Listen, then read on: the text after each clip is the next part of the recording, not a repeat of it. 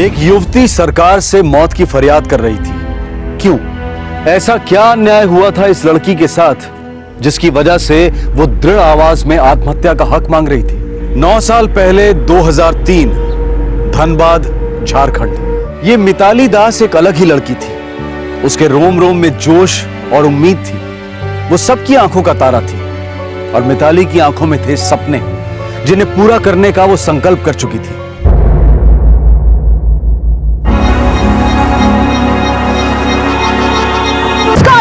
सावधान! विश्राम! सावधान! सामने से तेज चल!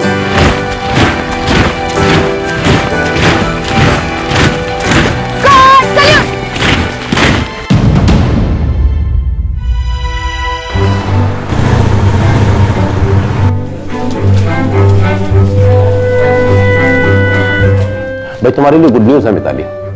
Good news? कैसी गुड न्यूज सर?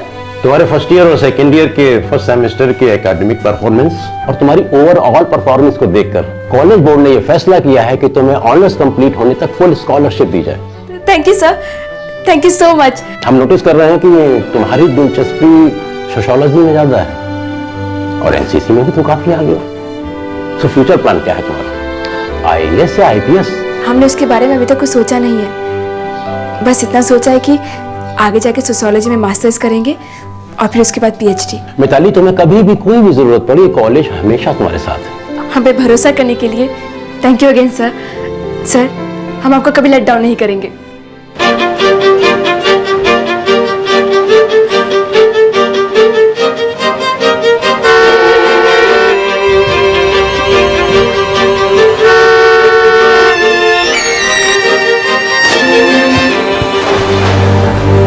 सर, आज आपका मुंह मीठा कराए बगैर ना टिकटवा हम खोलेंगे नहीं। पी लीजिए। अरे लेकिन खुशखबरी क्या है वो तो बताओ कमलनाथ। अब आज हमारा जीवन सफल हो गया। हमारी मिताली बिटिया है ना, कॉलेज उसको स्कॉलरशिप दिए। अरे वाह। इसलिए नहीं कि वो गरीब का बेटी, बल्कि इसलिए कि वो हर विषय में फर्स्ट क्लास आई है। अरे तो बहुत खुशी की बात है कमलनाथ, मिताली बिटिया बहुत आगे जाएगी। धन्यवाद साहब। हम तो कहते हैं कि ऐसी बिटिया हर घर को मिले।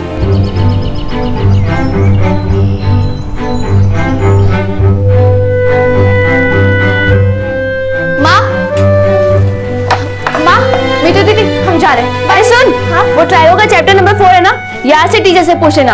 आज शाम को उसे क्रैक करना हमें। और कुछ? कैप्टन मिताली दास। और कुछ नहीं, पीछे मुड़, सीधे चल, रुकना मना है। Left right left, left right left, bye. अरे मीतू, लाओ, अब तुम छोड़ दो, हम सब कर लेंगे। तुम्हें कॉलेज के लिए देर नहीं हो रही का? माँ, हमें कौन सा दुल्हन की तरह सजना है। बस 10 मिनट लगेंगे रेडी होने के लिए। अच्छा माँ, आज से ना हम 1 घंटा लेट आएंगे। वो का है? वो सिविल सर्विस की स्पेशल क्लास है ना, इसलिए। वो तो नजदीक नहीं है ना, तो अब तो काम क्यों नहीं करती? कॉलेज से पहले घर आ जाना, थोड़ा सुस्ता लेना। अरे माँ, टाइम नहीं हमारे पास। हमारी जिंदगी का एक एक सेकंड बहुत कीमती है। हम सब जानते हैं बिटिया, लेकिन बीच बीच में सांस भी लेनी चाहिए। और तेरे पैर में तो चक्के लग गए हैं। माँ, अभी गेयर लगना बाकी है। भैया, अरे भैया, हम तो पूछना ही भूल गए, इंटरव्यू कैसे रहा कल आपका? ठीक ही हुआ। बोले अगला हफ्ता से ज्वाइन करने का चांस हो सकता है। देखते हैं। इतना सारा तो इंटरव्यू दे के बैठे हैं। भैया, ये नेगेटिव थिंकिंग को ना अपने दिमाग से निकाल के फेंक दो। ये जॉब आपका जरूर मिलेगा। हम कह रहे हैं ना, जस्ट डू इट।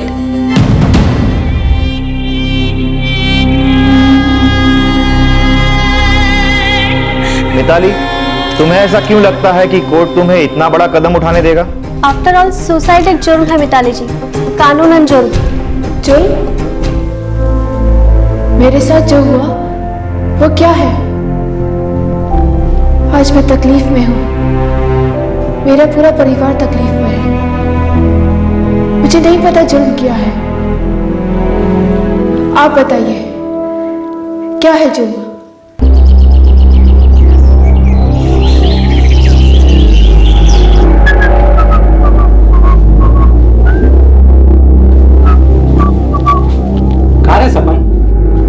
नौकरी काहे छोड़ दिए रे? हमें जमा नहीं बाबा। तुमको जमा नहीं? साला ये नौकरी के लिए हम अपना नाक रगड़े हैं सेठ जी के सामने, गिड़गिड़ाए हैं, और तुमको ये नौकरी जमा नहीं। तो हमने कहा था का और वैसे भी वो सेठ हमें हमारे हुनर के हिसाब से पैसा नहीं दे रहा। हमारे स्टैंडर्ड का नहीं है ना वो। तुम्हारे स्टैंडर्ड का अचार डाले हम हैं? साला 22 का हो गया है तुम घोड़ा जैसा, कुछ काम तुमको आता जाता नहीं, बात करता है स्टैंडर्ड का। बहुत जल्द पता लग जाएगा आपको कि क्या कर सकते हैं हम। अब ही आवारागर्दी और मुफ्त का रोटी तोड़ने के अलावा कुछ दिखाई नहीं देता हमें। जब 3 साल से कुछ नहीं किया तो अब क्या कर लेगा? हम बुरा नहीं मान रहे हैं, क्योंकि हम जानते हैं कि तुम्हारे दिल में हमारे लिए बहुत प्रेम है। तभी हम दोनों तुम्हारे बारे में सोच के रात भर रोते रहते हैं। बेटा हमने जो करना था अपनी जिंदगी में वो कर लिया, अब तुम कुछ करो जिंदगी में टाइम रहते। समझाओ इसे। सुना अम्मा, बाबा ने क्या कहा? हर चीज टाइम टू टाइम होनी चाहिए। फिलहाल तो चाय का टाइम हो रहा है, एक चाय पिला दो।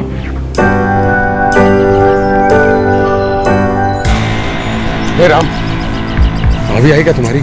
अरे अभी कहाँ भैया, अभी तो ज्ञान का मंदिर यानी कि कॉलेज खुलने में टाइम है। अच्छी बात है ना, इंतजार करते हैं। बहुत हो गया इंतजार भैया, अब 6 साल से तो हम ही देख रहे हैं आपका नयन मटकता। एक बात कहें भैया, आज अपने दिल की बात बोली डालिए। शर्ट अच्छा लग रहा है ना हमारा, है? कमाल करते हैं भैया आप। अरे हमारी होने वाली भाभी कोई पराई थोड़ी, वो तो अपनी है। अरे दावे के साथ कह सकते हैं बचपन से आप ही को स्वामी माने बैठी होंगी, बस इंतजार कर रही होंगी कि कब आप पहली बात कहें। वो देखिए साथ भाभी जी। एक बात कहें भैया, आज अपने प्यार की गोली चला ही दीजिए। थाए थाए थाए थाए थाए थाए।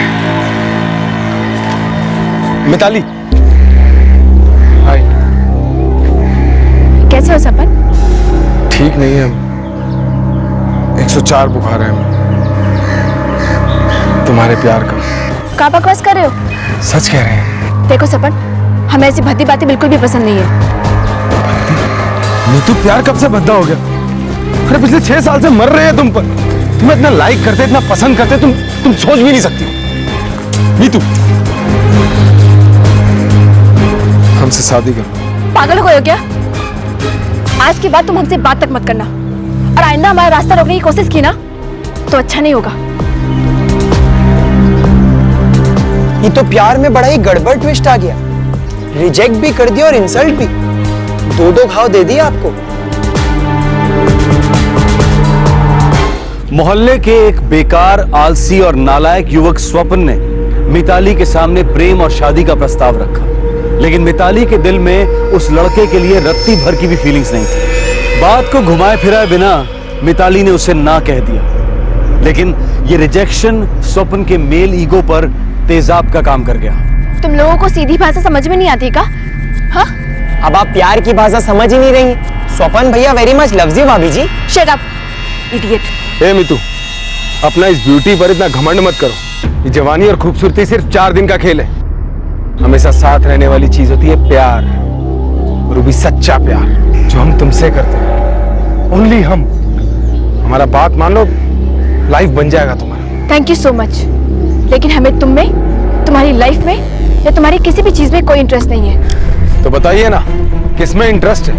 अरे नाम तो लीजिए, यहीं गाड़ देंगे साले को। मान भी जाइए भाभी जी, सपन भैया गोल्डन आदमी है, गोल्डन। अरे पूरे धनबाद में नहीं मिलेगा हम जैसे। पटना, दिल्ली, मुंबई कहीं नहीं मिलेगा। विदेश भी चली जाओगी ना तब भी नहीं मिलेगा, और तुम सिर्फ हमारे लिए बनी हो। इसका एक घमंड एक दिन ऐसा उतारेंगे ना कि पूरा जिंदगी रोएगी सिर्फ। क्या हो, कार डीलिंग बाजी चल रहा है? लव स्टोरी डगमगा गई अजय भैया। अब सपन भैया ने असली लव का इजहार किया तो मिताली भाभी ओवर स्मार्ट बन रही है। अरे वो कॉलेज की एकदम टॉप की स्टूडेंट है, हमको पता चला है कि हर चीज में एकदम ब्राइट है। तुम दोनों ज्यादा फैंटम ना बनो। मैडम एनसीसी में भी हैं, 1-1 किलो का जूता होता है उनका, घुमा के देंगी, यहीं पे लेफ्ट राइट हो जाएगा दोनों का। क्या करें, चूड़ी पहन के बैठ जाएं यहाँ? लेकिन भैया एक बात सहन नहीं होती, जब अंग्रेजी में गाली देती है ना गुस्सा आ जाता है माँ कसम। क्या बात कर रहे हो? अरे हमको तो बड़ा अच्छा लगता है जब लड़की लोग अंग्रेजी में गाली देती है। माँ कसम एकदम दिल गनगना जाता है। ये तो अब इसका गनगनाएगा, ऐसा झटका देंगे कि पूरी दुनिया हिल जाएगी इस साले की। थ्योरम समझ में आ गई? टफ है लेकिन मजा आ रहा है।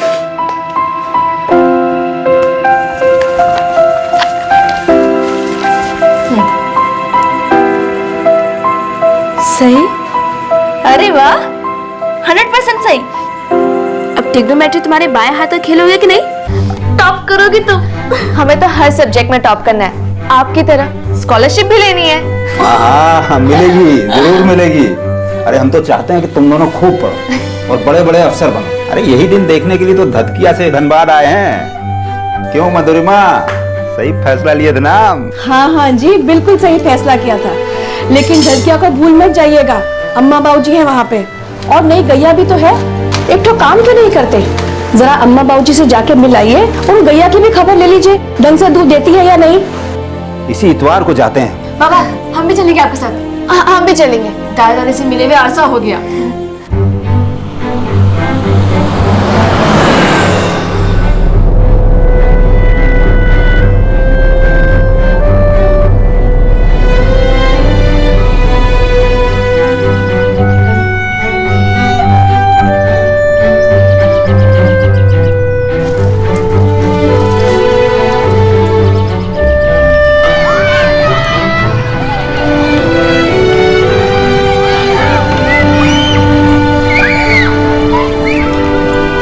बाबूजी, दादी जी, अरे प्रणाम। प्रणाम दादी जी। जीते रहो कैसे हम? जीते रहो बेटा। अम्मा प्रणाम। कैसे? बिल्कुल ठीक।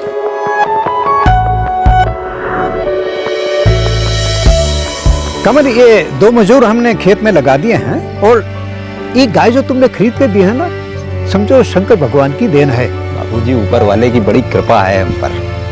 आपकी तो पोतियां जो है ना, इनको सरस्वती माँ का डायरेक्ट आशीर्वाद मिला हुआ। कॉलेज ने मिताली को इस साल फुल स्कॉलरशिप दिया है। दोनों पोतियां तो देखना हमारे कुल का नाम रोशन करेंगी। हम ऊपर से भी आशीर्वाद देते रहेंगे।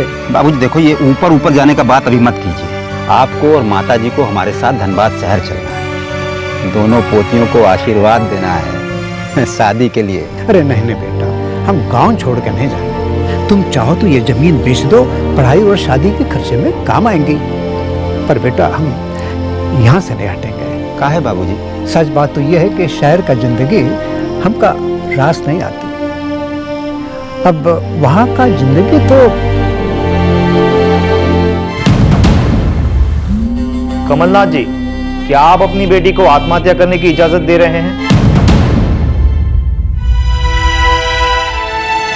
हमसे हमारी बेटी का दर्द देखा नहीं जाता है। हम इसके लिए कुछ नहीं कर पा रहे हैं। आप हमसे पूछ रहे हैं कि क्या हम इसे इजाजत दे रहे हैं आत्महत्या करने की?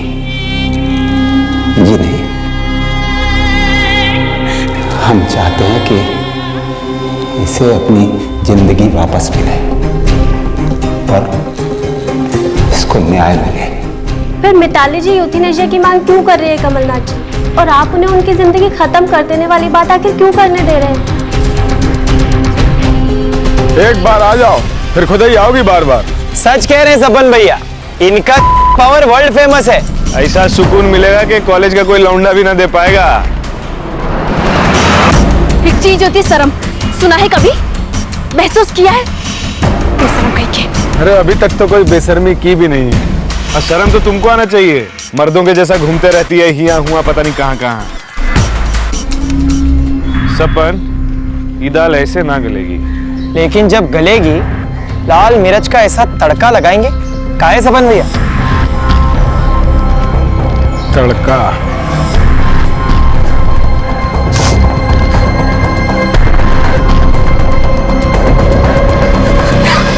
लगा चुनरी में दाग, छुपाऊं कैसे? लगा चुनरी में दाग, छुपाऊं कैसे? हमारा दुपट्टा में वापस कर दो।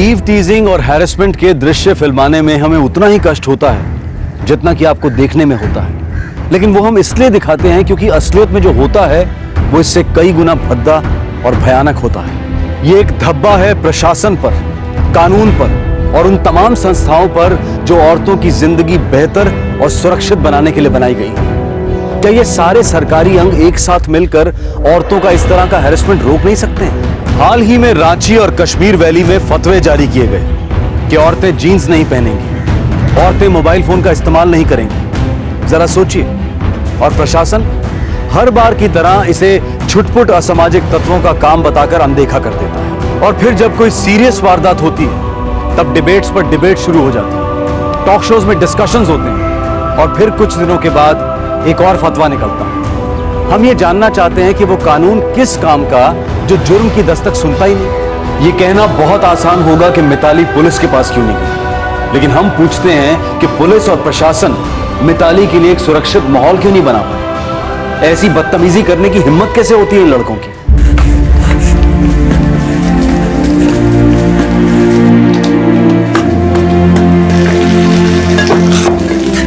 मिताली, कोई परेशानी है क्या? बिटिया, क्या हुआ? किसी ने कुछ कहा क्या? बोल बिटिया, क्या हुआ? मीतू दीदी, क्या हुआ? मिताली बोल बेटा, क्या हुआ? क्या हुआ दीदी? बोल बिटिया।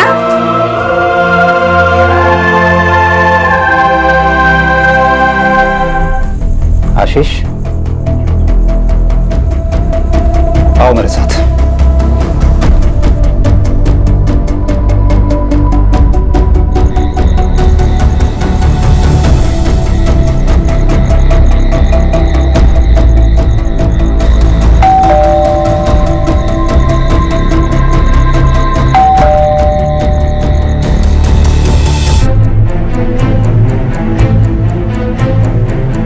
सालों से मोहल्ले में रह रहे हैं, सोचा था कि शरीफ लोग रहते हैं यहाँ पर। कमलनाथ जी, हम बात करेंगे स्वपन से, लेकिन एक बात कहें आपसे, बिटिया जो है आपकी वो भी थोड़ा बढ़ा चढ़ा के बोल रही है बात को। हम मानते हैं कि हमारे बेटे के पास कोई नौकरी नहीं है, ज्यादा पढ़ा लिखा नहीं है, पर हमारा बेटा इतना गया गुजरा नहीं है कि किसी राह चलती लड़की को छेड़े। अरे चाची, ये सब कोई पहली बार थोड़ी हुआ है। ये लोग एक अरसे से मीतू को परेशान कर रहे हैं। मिताली ने कई बार इन लोगों को वार्निंग देकर छोड़ दिया है, लेकिन लगता है इन लोग का बेशर्मी का खाल कुछ ज्यादा ही मोटा हो रहा है।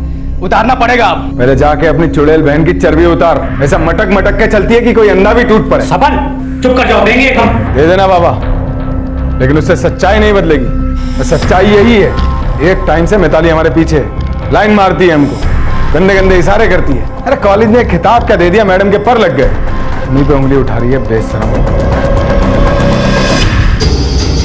इतना बड़ा हो गए, शादी हो गया, बच्चा हो गया, और तुम भी? हम भी कहा हैं? नहीं, हम भी कहा। अरे कुछ बच्चों का ख्याल करो, उनके संस्कारों पर क्या असर होगा? जब बाप ऐसी हरकत करेगा तो बच्चे भी वैसा ही बनेंगे ना। चुप रहिए, समझे? हमारे घर में आकर के हमारे बच्चों का बुरा सोच रहे हैं आप। अरे अजय भैया, वो बात नहीं कर रहे बाबूजी। अगर आप ऐसा गिरा हुआ हरकत करेंगे तो बच्चा सब वही सीखेगा ना। जाके पहले अपनी बहन को जाकर के देखो, जो दिन रात सपनवा के साथ गुलछर्रा उड़ाते रहती है, पता नहीं कौन कौन लड़का लोग के साथ मजे मारते रहती है। तुम हमको लेक्चर देने आ रहे? चुपचाप निकलने से तो टांग तोड़ देंगे, समझा? निकलिए, अरे जाइए।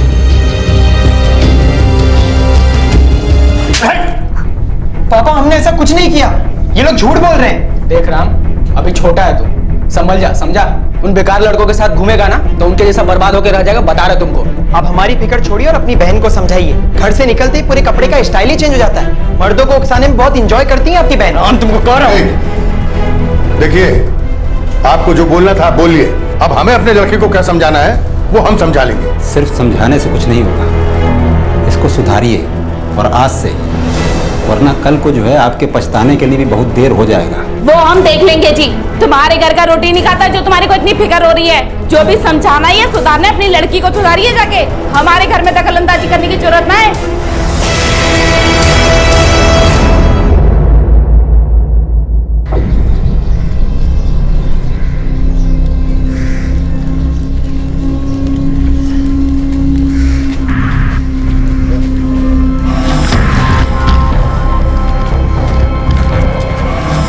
क्या हीरोइन, इतना तड़प है हमसे मिलने को, बुलावे के लिए अपने बाप भाई को भेज दिए। तुम लोग आदमी हो या जानवर? कितनी बार कहा हमें परेशान मत क्या करो, समझ में नहीं आता है क्या? तुम्हें क्या लगता है तुम हमें तंग करते रहोगे और हम चुपचाप सहन करते रहेंगे? क्या हो रहा है यहाँ पे? भाई साहब, रोज कॉलेज जाते हुए हमें परेशान करते हैं लोग, गंदी गंदी बातें करते हैं। अरे परेशान हो गए हम लोग इनसे, समझा समझा के थक गए। लेकिन इन लोगों को समझ में नहीं आता है। अरे भैया ये झूठ बोल रही है। अरे अरे ऐसा कुछ नहीं है, फालतू में हम लोगों को फंसाना चाहती है। अब देखिए ना, खुद चालू है, हम घास नहीं डालते तो इस तरह से बदला ले रही हैं। अरे पैसे मांगती है हमसे मजे करने के। बेशर्म इंसान। भाई साहब, हम कॉलेज स्टूडेंट हैं, हम कोई पागल नहीं है जो सड़क पे इस तरह से तमाशा करेंगे। ये लोग बेशर्म लोग हैं यहाँ के। क्या समझता तुम लोग अपने आप को? हाँ, ये जो यहाँ इतना पब्लिक है, सब मूर्ख है, और तुम लोग का बात मान लेगा? है ये जो इतना देर से रो रही है, चिल्ला रही है, इसका बात नहीं समझेंगे हम लोग? हैं? अरे भैया हम लोग भी अच्छे घर के लोग हैं। ये तो अच्छे घर के लोग हो तुम लोग। तुम्हारे घर वाले चुप रह के तुम्हारी हरकतों में पर्दा डालते हैं, उनके हिसाब से तुम लोग कुछ गलत कर ही नहीं सकते हो। भाई साहब, हम अपनी पढ़ाई पे ध्यान लगाना चाहते हैं, हमारे इम्तिहान हमारे सर पर है, लेकिन ये लोग रोज कुछ ना कुछ हरकतें करते हैं। 2 दिन पहले हमारा दुपट्टा हमसे छीन लिया, और आज आके हमें पीछे से छुआ। अरे कोई गुंडा राज चल रहा है क्या? कोई भी लड़का कुछ भी कर सकता लड़की के साथ। ए मजनू लोग, आज के बाद तुम लोग अगर इस लड़की को आंख उठा के भी देखा तो वहीं से घसीटते हुए थाना लेके जाएंगे। तुम कॉलेज जाओ, टेंशन मत लो, ये सबको हम संभाल लेंगे।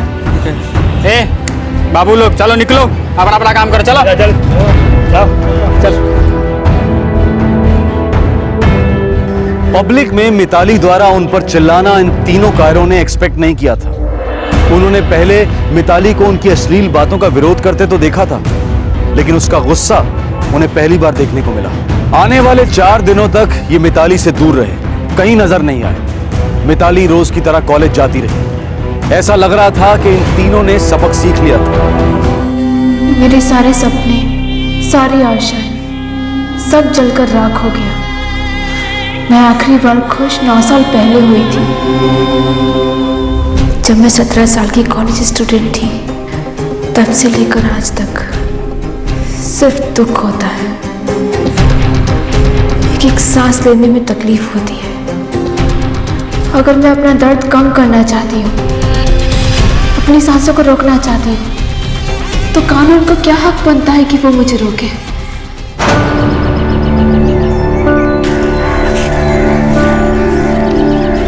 दीदी, हाँ, वो तीनों आपको अभी भी छेड़ते हैं? नहीं, हमें लगता है उनको उनका सबक मिल गया। पता नहीं दीदी, हमको तो बहुत डर लगता है। हमको भी, पर क्या करें, सोशियोलॉजी में इतनी बड़ी बड़ी बातें सीखते हैं, मानवता का विकास, एक देश का सोशल इथोस, वजूद, पर हकीकत कितनी अलग है ना, कितनी गंदी है। प्रोग्रेस ना सिर्फ टेक्नोलॉजी में हुई है, लेकिन हमारा देश, हमारे विचार आज ही पिछड़े हुए हैं। इंसान एकदम जानवर है और कुछ नहीं सुधरने वाला। सदियों से ये देश ना राम भरोसे चल रहा है, तो किसी को तो कोशिश करना होगा। हम भी कुछ जाने, हम भी कुछ सोचें, तभी इस देश का कुछ होगा।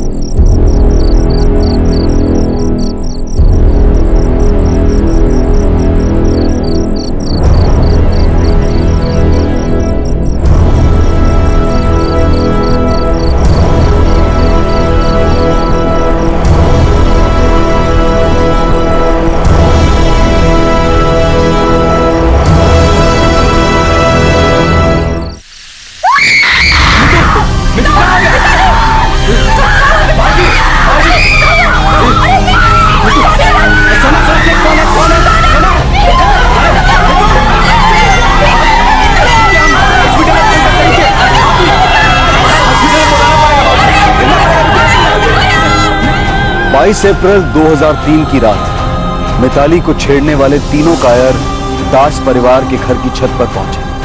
वो जानते थे कि गर्मियों में सारा परिवार छत पर सोता है। यहां पहुंचकर उन्होंने सोई हुई मिताली के चेहरे पर तेजाब फेंक दिया।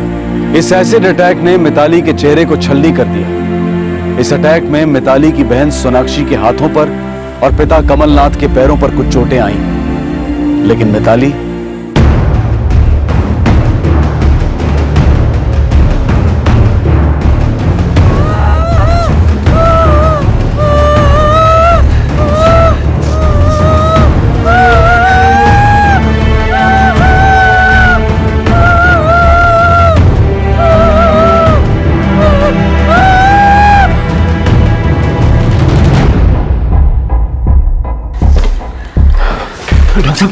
हमारी बेटी कैसी है? फिलहाल हमने उसे पेन किलर्स की ड्रिप दे दी है। वो ठीक तो हो जाएगी ना? बोलिए ना डॉक्टर साहब, कैसे हमारी मिताली, वो ठीक तो हो जाएगी ना? फिलहाल मिताली की कंडीशन बहुत खराब है, जो भी हम कल सुबह तक ही बता पाएंगे। अरे संभालिए, आपको भी चोट लगी? डॉक्टर साहब हम ठीक है, हमारी बेटियां ठीक तो हो जाएगी ना? अरे क्या कर दिया इन लोगों ने उसको?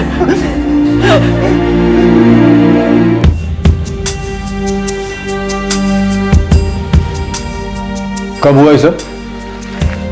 2 घंटा पहले साहब।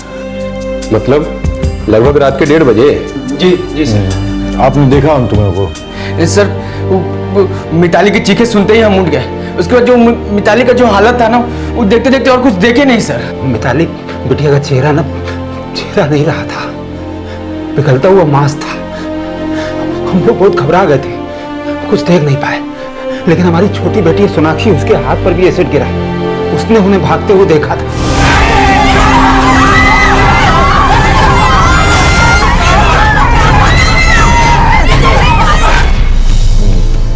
दिनेश, जी सर। FIR लॉन्च करो। जी सर। देखिए, हमें आपकी बेटी मिताली का स्टेटमेंट लेना पड़ेगा। लेकिन सर वो तो हॉस्पिटल में है सर। हाँ, अभी हम डिस्टर्ब नहीं करेंगे उसको, हम सुबह आएंगे स्टेटमेंट के लिए।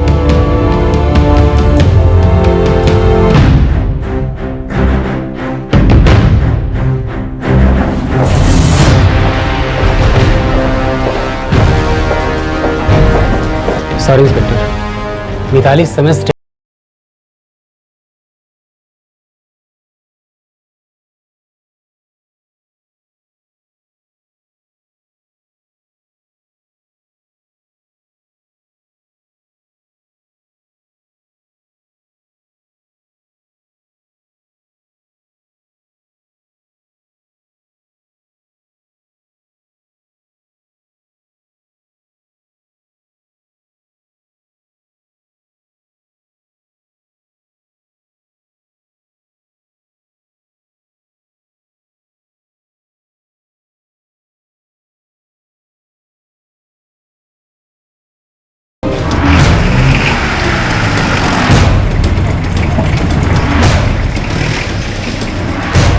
हमरा सपन ऐसा काम करिए नहीं सकता है साहब। अपना बेटा को बुलवाइए। ये तो साहब कल रात को बाहर चला गया काम के सिलसिले में। उसके काम करने का ठिकाना कहाँ है? साहब हमारा बेटा काम ढूंढ रहा है, बहुत ही मेहनत करता है साहब हमारा बेटा। हम लोग भी बहुत मेहनत करते हैं मुजरिम सबको ढूंढने के लिए। अपने बेटा को कहिएगा कि थाना में आके हाजिरी दे जाए, नहीं तो हम लोग का मेहनत शुरू हो गया ना तो फिर रुकने का नाम नहीं लेगा। बुझ रहे हैं?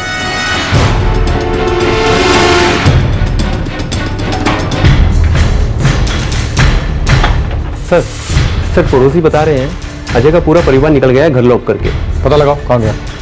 सर हम सोच रहे हैं कि फैमिली वाला आदमी ऐसी हरकत करेगा क्या? आपका बच्चा 17 साल का है और आपको बिना बताए कहीं चला गया। साहब आप जानते तो हैं 17 साल की उम्र में बच्चे कैसे होते हैं, आप तो जानते हैं साहब। साहब हमारा बेटा किसी पे तेजाब नहीं डाल सकता, वो तो बच्चा है। बच्चा है तो बड़े लोगों के साथ क्या घूमता है? जब वो घर आए तो उसको थाने ले आइएगा। साहब एक बात बताना था आपको, कहा कि वो जो लड़की है ना उसका बहुत सारे लड़कों से चक्कर है साहब। हमको लगता है कि उन्हीं लड़कों में से किसी लड़के ने ये तेजाब कांड किया है। साहब हमारे लड़के का नाम जबरदस्ती घसीटा जा रहा है साहब, वो नहीं कर सकता साहब, बहुत छोटा है साहब वो।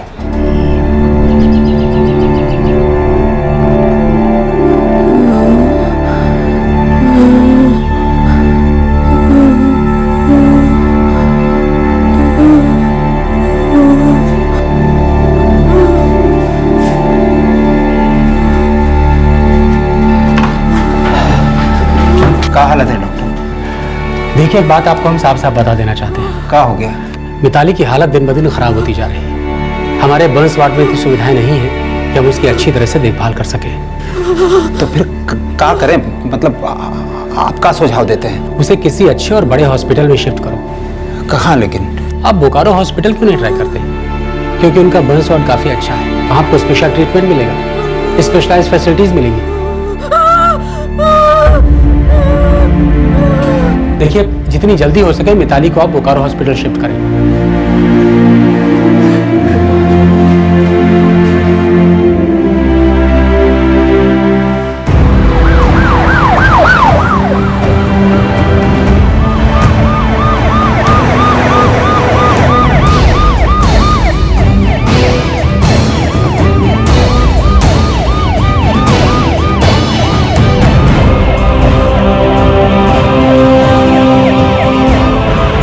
इंतजाम हो गया ना? तुम्हारी मामा जी से बात हो गई क्या? हम नहीं, बाबूजी बात किए हैं मामा जी से और बोले सब इंतजाम हो गया। अरे तू चिंता मत कर माँ, सब हो जाएगा।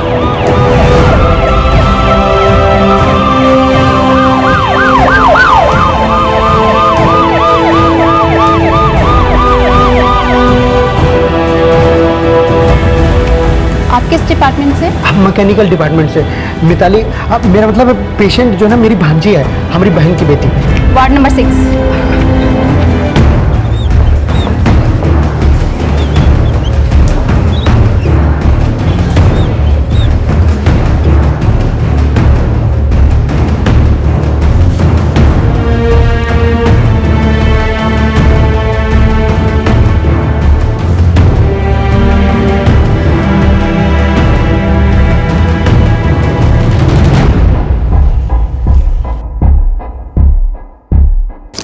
मुझे मिताली की रिपोर्ट जल्द से जल्द चाहिए।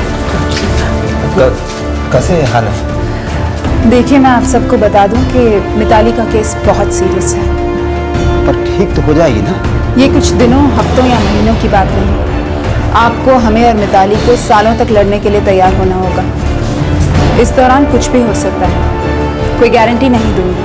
बस इतना ही कहूंगी कि आज से, बल्कि अभी से ट्रीटमेंट शुरू करते हैं। एक एक दिन देखते जाएंगे, उम्मीद करते रहेंगे। इसके अलावा हम एक्चुअली कुछ कर भी नहीं सकते।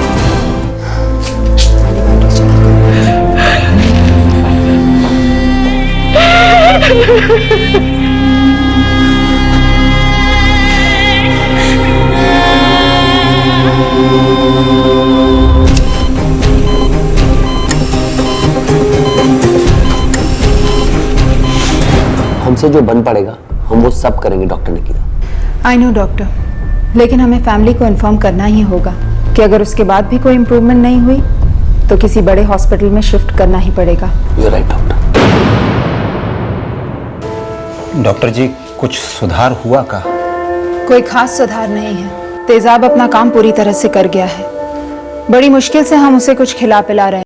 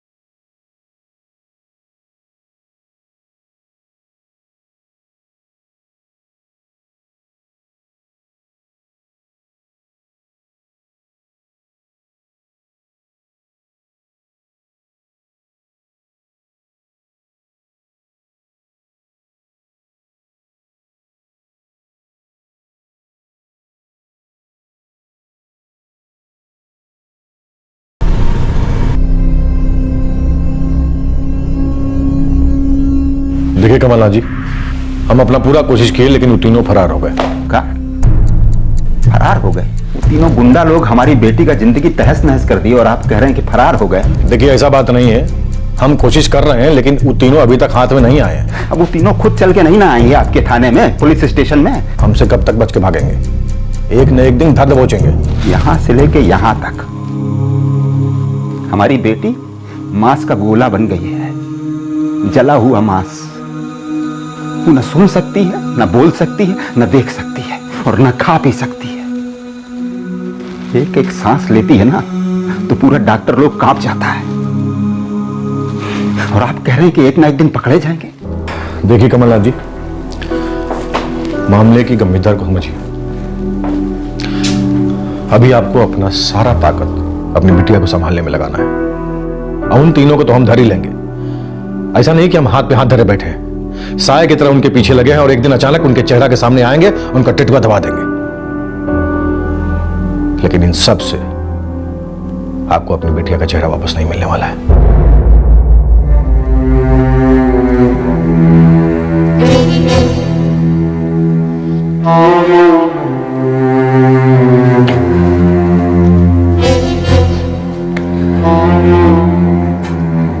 इसमें सोनाक्षी के भी है।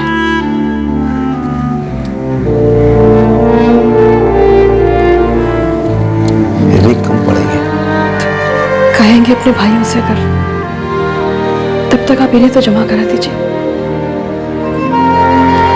बाबा, हमको भी दीदी को देखने जाना है, हम भी साथ चले हॉस्पिटल। बेटा अभी हम और आशीष संभाल रहे हैं अस्पताल में। दीदी जल्दी से अच्छी होकर घर आ जाएगी, तब देख लेना। पापा, आपसे एक बात कहनी थी। क्या बेटा, बोलो। वो लोग हमको धमकियां देते हैं। कौन लोग? सपन और राम के परिवार वाले। सुने लड़की, अपने बाप से कह के मेरे लड़के के खिलाफ जो कंप्लेंट है उसको वापस करवा दे। मेरे लड़के ने कुछ नहीं किया है। बेकार में उसे फंसाकर हम सबको मरवा रहा कमलनाथ। आपका राम उस वक्त वही था, हमने खुद अपनी आंखों से देखा था। अच्छा, तो अब तुम अपनी आंखें संभाल के रखना। जो एक बार हो गया, क्या चाहती है दोबारा हो? नहीं ना? समझा अपने बाबू को।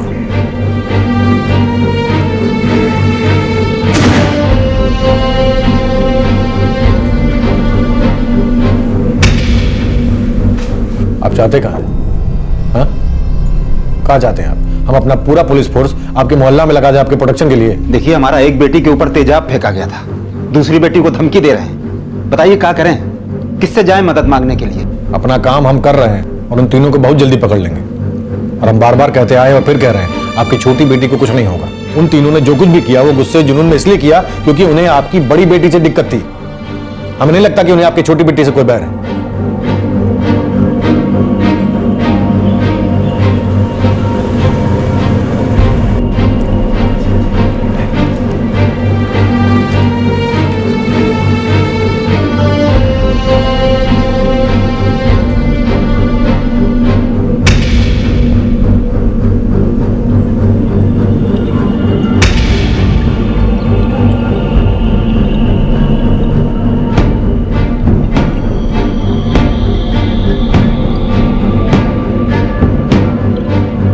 मिताली को बोकारो हॉस्पिटल शिफ्ट किए 1 महीना हो चुका था, लेकिन उसकी कंडीशन में कोई खास सुधार नहीं हो रहा था। वो इस हद तक जल गई थी कि उसे पहचानना नामुमकिन था। लेकिन मिताली के पिता कमलनाथ ने उम्मीद नहीं छोड़ी थी। उनकी बच्ची दर्द से करा रही थी, लेकिन कमलनाथ अपनी बच्ची के पास बैठकर उस दिन का इंतजार कर रहे थे जब वो ठीक वैसी बन जाएगी जैसी वो 1 महीना पहले थी। और दूसरी ओर वो तीनों अपराधी अब भी फरार थे और पुलिस को उन्हें पकड़ने की कोई जल्दी नहीं थी। आईपीसी 326 के तहत यह केस दर्ज हुआ था। यह धारा तब लागू होती है जब अपराधी वॉलंटरली अपनी मर्जी से पीड़ित पर कोई कोरोसिव सब्सटेंस फेंककर उसे नुकसान पहुंचाना चाहता है। इन तीनों अपराधियों ने वॉलंटरली एक 17 साल की लड़की की जिंदगी मौत से बदतर बना दी थी। कानून व्यवस्था वॉलंटरली चुपचाप बैठी हुई थी, मानो जैसे कुछ हुआ ही नहीं है। लेकिन मिताली के पिता कमलनाथ का आक्रोश वॉलंटरी नहीं था, वो एक ज्वालामुखी से उमड़ने वाले लावे की तरह था। वो अपराधियों को सजा दिलवाना चाहता था, लेकिन पुलिस की सुस्त कार्रवाई की वजह से उन्होंने सरकार के दरवाजे पर दस्तक दी।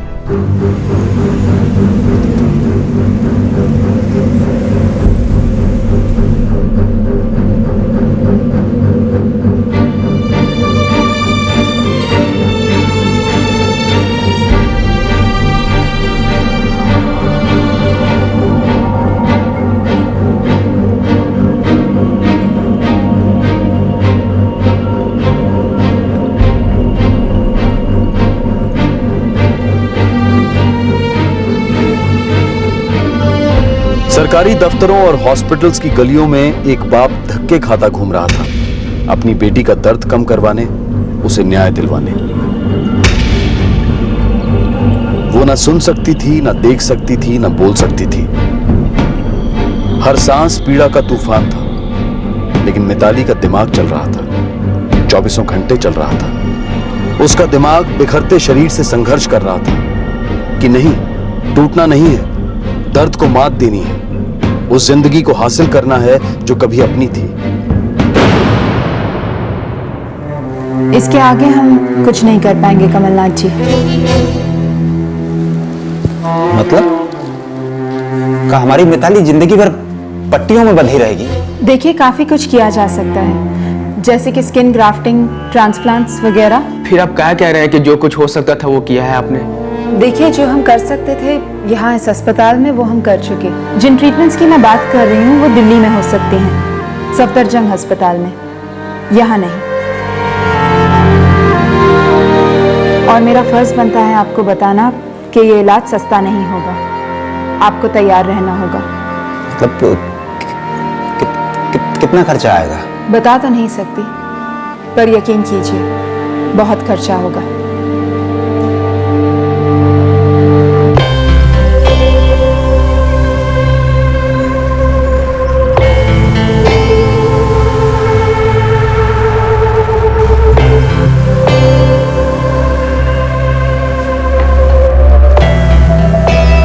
कब तक चोरों की तरह भागते रहते? सुना है मामला ठंडा पड़ गया है, पुलिस भी ढीली हो गई। अबे नालायक, हम जब तक नहीं कहेंगे ना, तू घर के बाहर कदम नहीं रखेगा, समझा? अरे पुलिस ठंडी पड़ गई होगी, पर वो सरसरी लड़की का बाप, वो तो ठंडा नहीं हुआ होगा। वो दिल्ली विल्ली जाने की तैयारी कर रहा है, मंत्रियों से मिलेगा तब तेरी समझ में आएगा। ये क्या बात हुई? हम कोई क्रिमिनल है? कोई मर्डर वर्डर किए हैं का? लड़की बहुत अकड़ दिखा रही थी, इसलिए सबक सिखा दिए। इसमें कौन सा महापाप कर दिया हमने?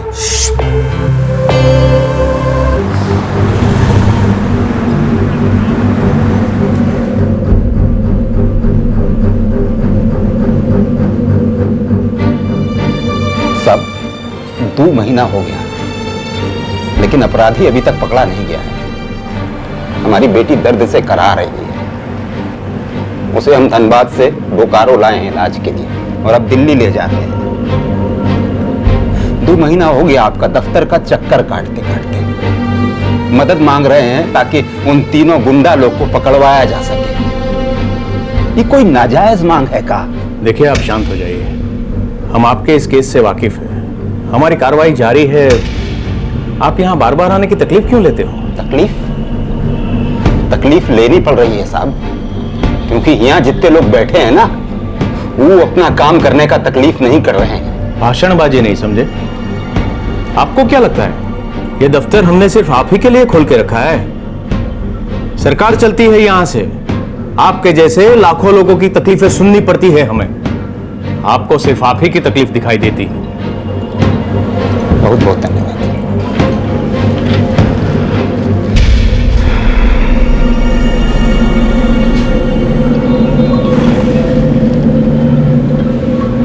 एक बात कहें साहब, हम लोग का भी तकलीफ ना आपका तकलीफ है।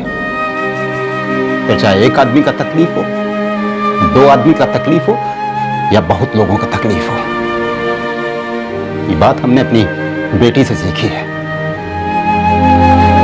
इसका चेहरा हम देख नहीं पा रहे हैं। उसने अपना चेहरा खोया क्योंकि गांव का 3 गुंडा लोग बर्दाश्त नहीं कर पाया कि एक लड़की का अपना सोच हो सकता है, अपना दिमाग हो सकता है।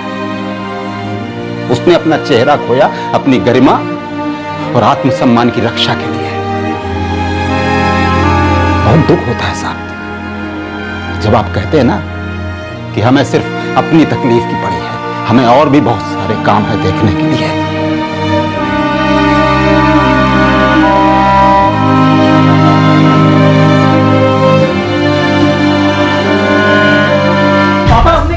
अरे बेटा सुन, हम बचा लेंगे। अरे सुनिए मेरी बात सुनिए, साहब ये कुछ नहीं किया साहब, सुनिए सुनिए तो मेरी बात, आपको गलतफहमी हुआ है साहब। सुनिए साहब, छोटा बच्चा, आपको गलतफहमी हुआ होगा साहब। साहब सुनिए मेरी, आ रहे आ रहा हूं। चल तो रहे हैं।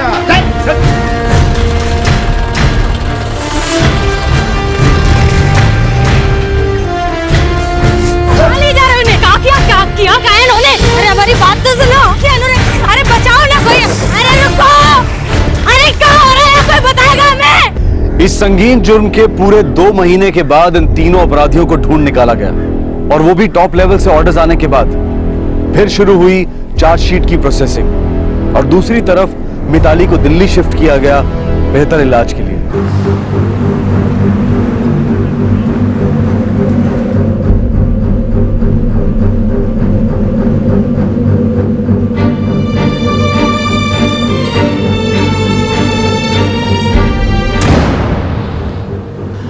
ये उसकी मौजूदा हालत है।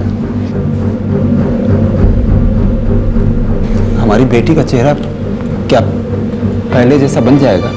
देखिए, उसके शरीर के दूसरे हिस्सों से स्किन निकालकर इसके चेहरे पे ग्राफ्ट करेंगे, सिलाकर उसी स्किन से नाक और कान बनेगा। मिताली सब लोगों की तरह जी पाएगी ना? शायद पूरी तरह नहीं। देखिए, असली फाइटर तो आपकी बेटी है, जिसने अकेले सब कुछ झेला है। उसकी बाकी की लड़ाई हम लड़ेंगे। धन्यवाद साहब, लेकिन इसमें खर्च कितना आएगा?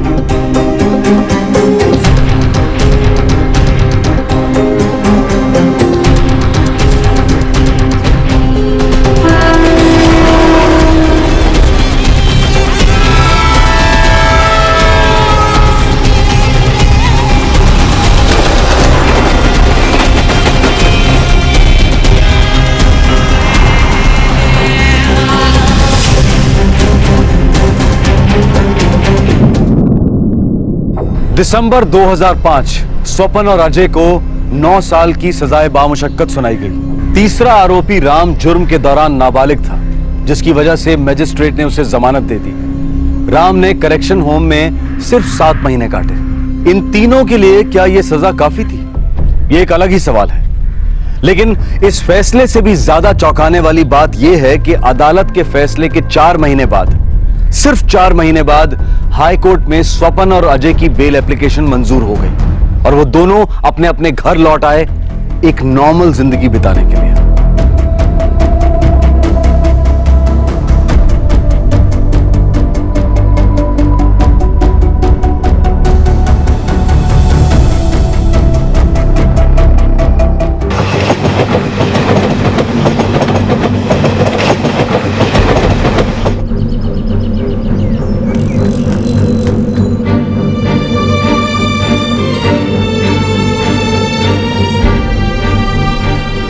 कुल मिला के 4 एकड़ है भाई साहब, और 1 आध एकड़ पीछे वाले हिस्से में और है। भाई साहब, बहुत अच्छा नस्ल का गाय है, और दूध भी बहुत बढ़िया देती है।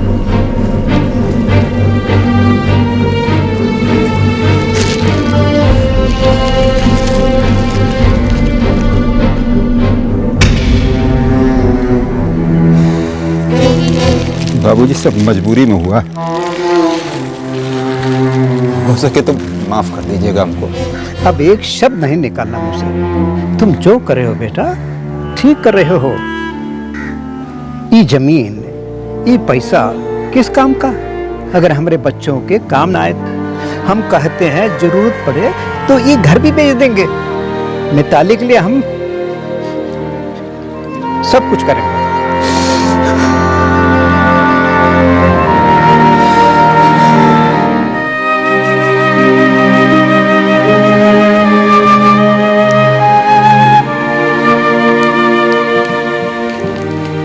हमारे भाइयों ने भेजे। बाबा, मीठू दीदी कैसी है? डॉक्टर लोग कह रहे हैं कि पूरा जोर लगा देंगे। मधु, ये क्या कर रही हो? संभालो अपने आप को। अरे अगर हम लोग टूट गए तो हमारी मिताली बिटिया का क्या होगा? मुन्ने को कहाँ बचाएगी?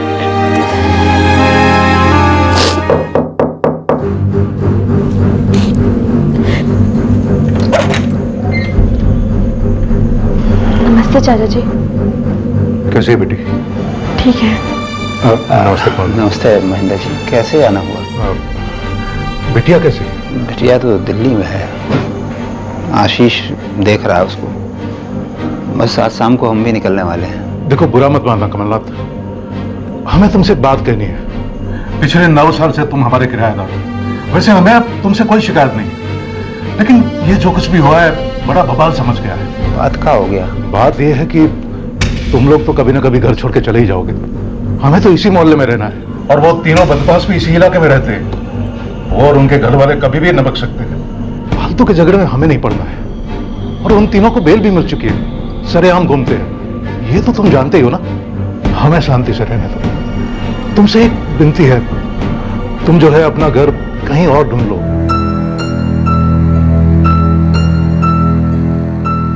Bye the people, of the people, for the people, ये होती है परिभाषा एक डेमोक्रेसी की, जहां हर नागरिक अपनी जिंदगी निडर होकर अपने ढंग से जीता है, हक से जीता है। लेकिन मिताली के परिवार को अपराधियों के परिवार वालों की धमकियों की वजह से धनबाद छोड़ना पड़ा। वो धनबाद से कोसों दूर जैना मोड़ में जा बसे, जो बोकारो में पड़ता है। और जब दिल्ली जाते मिताली के इलाज के लिए तो धर्मशालाओं में रहते, पर फिर भी अपराधी गिद्ध की तरह से उनके पीछे लगे रहे कंप्लेंट वापस लेने के लिए।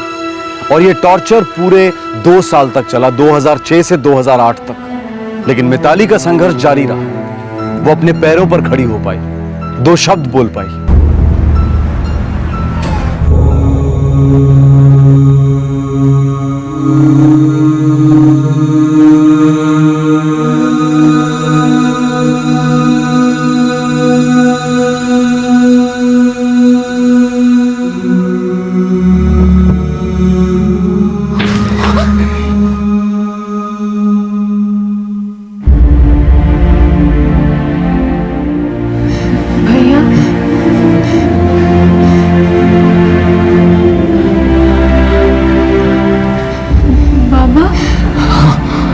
हाँ बेटा, हाँ।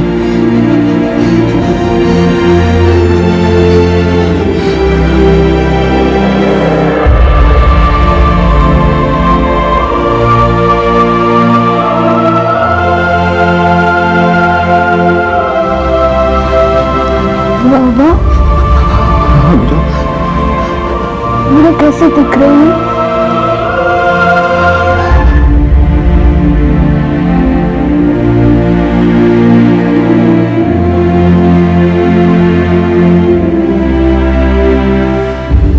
माँ का तबीयत ठीक नहीं रहता है, कुछ बोलती नहीं है, कुछ करती नहीं है। डॉक्टर लोग बोले कि उसको दिमाग का बीमारी है।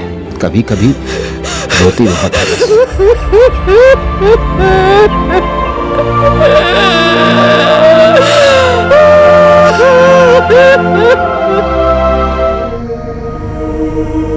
बेटा, डॉक्टर लोग कह रहे हैं कि तुम्हारी आंखों का इलाज हो जाएगा, लेकिन उसके लिए चेन्नई जाना पड़ेगा।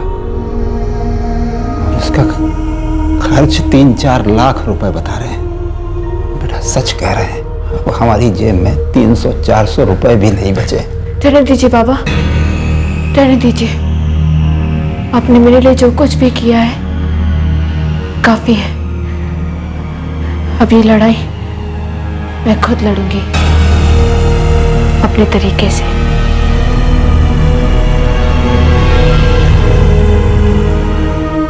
मिताली के गुनहगारों की जिंदगी बिना किसी रुकावट के चलती जा रही थी।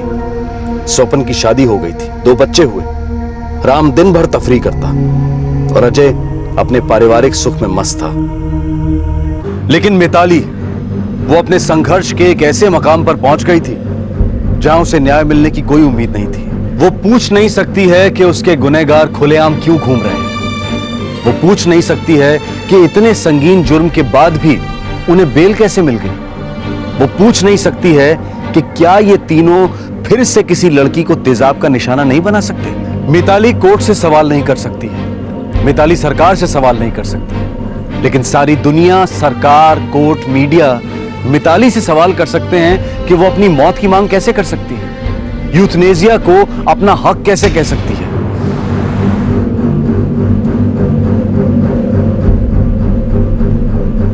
मिताली, तुम 9 साल तक लड़ती रही, अब तुम क्यों गिव अप करना चाहती हो? किसके लिए लड़ूं मैं? अपने चेहरे के लिए या न्याय के लिए? चेहरे के लिए लाखों रुपए चाहिए, वो नहीं है मेरे पास। और इंसाफ के लिए कानून पर भरोसा चाहिए, मेरे पास वो भी नहीं है। मैं जहां भी जाती हूँ लोग मुझे देखकर डर जाते हैं, घिन से अपना मुंह सिकोड़ लेते हैं। और कुछ लोग पूछते हैं क्या हुआ, कैसे हुआ। मुझे हर बार अपनी डरावनी कहानी उन्हें बयां करनी पड़ती है। मुझे उनसे कोई शिकायत नहीं है, वो सब लोग अपनी अपनी जिंदगियों में उलझे हुए हैं। मैं भी उनकी तरह, एक आम आदमी की तरह अपनी जिंदगी जीना चाहती हूँ, अपनी जिंदगी में उलझना चाहती हूँ, पर आम तो मैं रही नहीं अब, और खास तो मैं कभी थी ही नहीं। मेरे लोग, मेरा देश, मैं हमेशा से अपने देश को चाहती थी, बड़े होकर कुछ बनना चाहती थी अपने देश के लिए, पर शायद ये देश मुझे नहीं चाहता। मैंने सोशियोलॉजी में पढ़ा था, democracy is of the people, for the people and bye the people, पर शायद अब मेरी गिनती पीपल में होती ही नहीं है। मिताली की दलीलों ने सैकड़ों हिंदुस्तानियों के जमीर की तार छेड़ दी। झारखंड के एक प्लास्टिक सर्जन ने यह ऑपरेशन निशुल्क करने का ऑफर दिया है, लेकिन बाकी की कॉस्ट बहुत भारी है, लगभग 20 लाख रुपयों की जरूरत है। समाज के हर तबके से, चाहे वो आम आदमी हो या वीआईपीस, दोनों आर्थिक मदद के लिए सामने आए हैं। लेकिन मिताली के गुनहगार वो अब भी बेल पर आजाद घूम रहे हैं। क्या हम पूछ सकते हैं कि ऐसा क्यों है? ऐसा क्यों है कि हमारा सिस्टम इतना संगीन जुर्म करने वालों के प्रति इतनी नरमी अख्तियार करता है? क्या हम पूछ सकते हैं कि कौन गारंटी दे सकता है कि ये लोग दोबारा से ऐसी हैवानियत नहीं करेंगे? क्या हम ये पूछ सकते हैं कि आईपीसी में एसिड अटैक्स के लिए एक अलग नॉन बेलेबल सेक्शन क्यों नहीं बन सकता, जबकि लॉ कमीशन इसकी रिकमेंडेशन दे चुकी है? और ये कोई पहला एसिड अटैक नहीं है। कुछ वर्षों से ये एक हथियार बन गया है उन कायरों का जिनसे महिलाओं का आत्मविश्वास, उनकी प्रगति, उनका विकास देखा नहीं जाता। ये उन संस्थाओं का हथियार है जो औरतों को डरा धमकाकर अपनी नपुंसकता जताना चाहते हैं, पिछड़ेपन और हैवानियत को बनाए रखना चाहते हैं। इन लोगों के खिलाफ सख्त कार्रवाई ही सिर्फ इस समस्या का पूरा हल नहीं है। क्या हम किसी भी दुकान पर जाकर बिना किसी परमिशन के बंदूक या बॉम्ब खरीद सकते हैं? बिल्कुल नहीं। तो फिर ये तेजाब खुलेआम बाजारों में क्यों बिक रहा है, जबकि वो उतना ही खतरनाक केमिकल है? क्या एसिड की खुलेआम बिक्री को रोकना असंभव है?